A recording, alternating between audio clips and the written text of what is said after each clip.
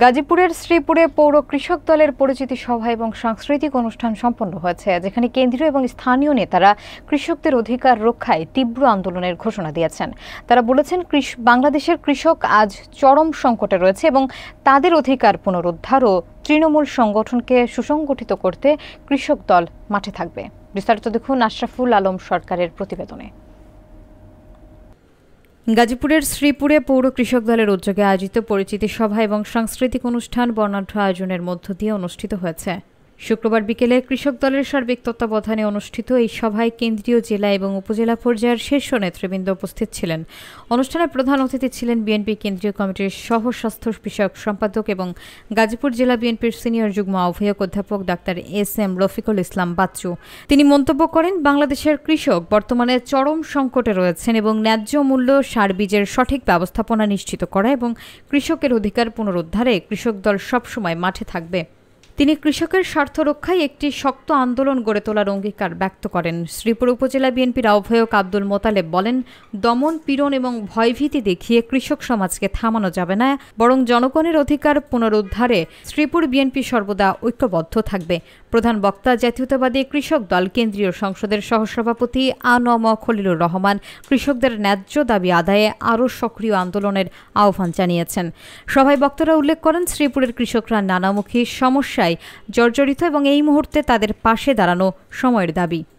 সভা শেষে নেতৃবৃন্দ কৃষকদের ন্যায্য অধিকার, গণতন্ত্র পুনরুদ্ধার এবং তৃণমূল সংগঠনকে সুসংগঠিত করার অঙ্গীকার ব্যক্ত করেন। পরিচিতি সভাটির সমাপ্তি ঘটে এক সাংস্কৃতিক পরিবেশনার মাধ্যমে।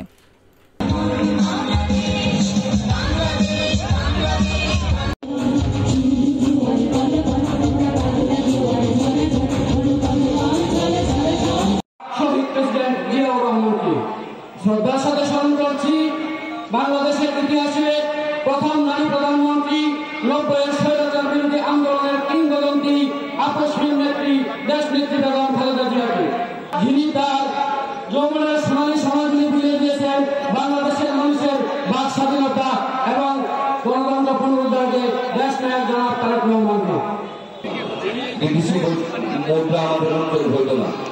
একজন কৃষক যদি ফসল না ফলাইতো তাহলে আমাদের খাদ্য সংকটে আমাদের সমস্যার সৃষ্টি হইত। তাহলে একজন কৃষকই বাংলাদেশের অর্থনৈতিক ক্ষেত্রে আমি মনে করি 80% অবদান তাদের। লক্ষ্য করবেন প্রিয় ভাইরা আমার, যারা গাড়ির ব্যবসা করে, তাদের গাড়ির ফ্যাক্টরি আছে, কারখানা আছে, খুব কম সংখ্যক কিন্তু গাড়ি। গাজীপুর 3 আসনের কান্ডারি বাংলাদেশ জাতীয়তাবাদী দল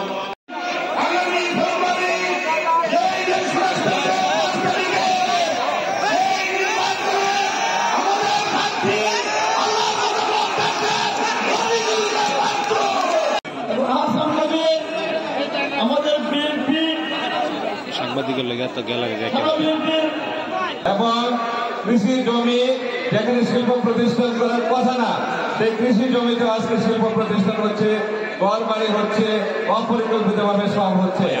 একদিন কৃষিকে আমরা অবহেলা করলাম এবং কৃষিকে যে আমরা ধ্বংস করলাম, তার জন্য কিন্তু আমাদের একটা সময় কিন্তু আমরা বুঝতে পারবো যে আমরা কত বড় ভুল করেছি।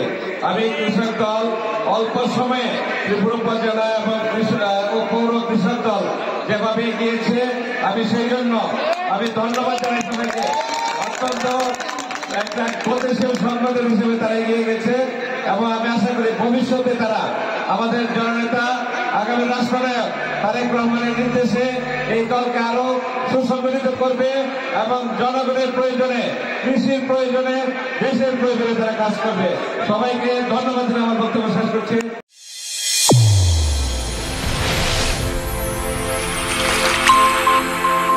চ্যানেল A1 হৃদয় রেসপন্স।